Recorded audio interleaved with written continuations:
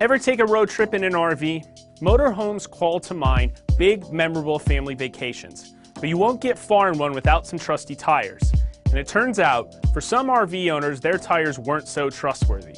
My name is Ryan Felton, and today we're talking about our exclusive investigation into tires made by Goodyear Tire and Rubber Company.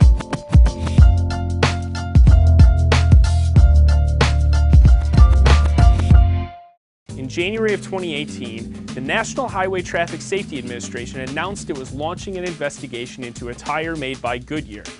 The tires were allegedly misused on thousands of motorhomes across the U.S. The tire, called the G159, was sold to RV manufacturers and used on thousands of motorhomes. They've been linked to scores of injuries and deaths. In more than 40 lawsuits, Goodyear has been accused of selling the tire despite knowing it wasn't safe for motorhomes.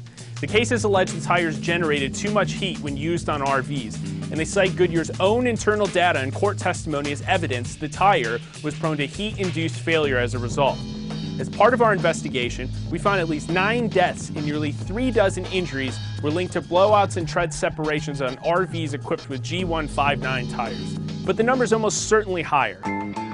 In court, Goodyear admitted it has received 98 injury or death claims over the G159. So why wasn't there a recall or an investigation sooner?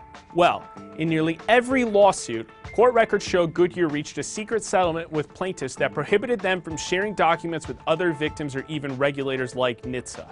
NHTSA announced the investigation of the G159 on January 1st, according to the NHTSA filing. The data produced in litigation was sealed under protective orders and confidential settlement agreements precluding claimants from submitting it to NHTSA. That means for the past 20 years, despite knowing that Goodyear's tires were allegedly being misused on RVs, plaintiffs straight up couldn't notify regulators about the issue. NHTSA was only able to launch an investigation after an attorney last summer obtained a court order that finally allowed some documents to be unsealed and sent to the agency. Goodyear, for its part, has argued that the G159 was fine to use for RVs. Instead, according to court filings, the company argues the crashes were due to user error, like underinflated tires or overloading of a motorhome.